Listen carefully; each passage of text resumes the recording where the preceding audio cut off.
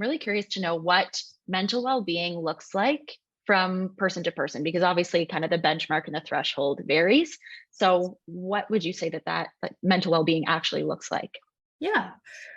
So I would say that the definition of mental well-being is the same for everyone, but then it shows up differently for different people. So the mental well-being really is one's capacity to handle life's challenges, but also to move through life the way you want to.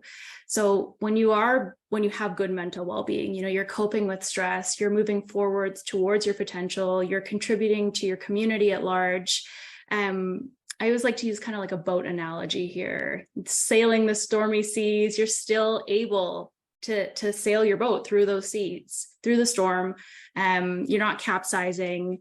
And then when life is easier and when the sun is out and the water is calm, you're actually present and able to enjoy the sun and the calm seas.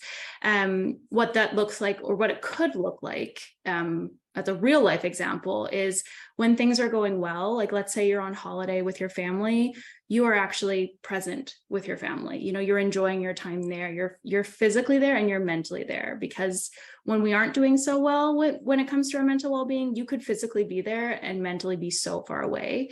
And then when things are challenging and when you are under stress, you're still reacting or responding to your environment the way you want to respond. You're not reacting and fighting fires. That would be a sign of probably lower mental well-being. So there's a couple of examples of what they could actually look like in practice.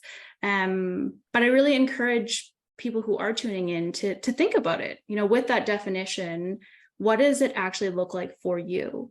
Because once you understand what good mental well-being looks like for you, or what maybe not so good mental well-being looks like for you, you're really able to do a pulse check and say, hey, I'm actually not responding how I would normally respond. I think something's a little off.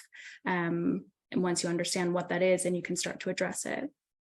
Yeah, absolutely. I mean, checking in, reflection, and I think you mentioned a key word, and it's reacting.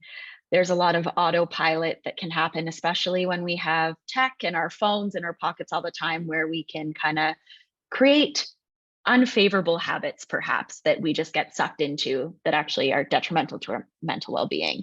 Yes.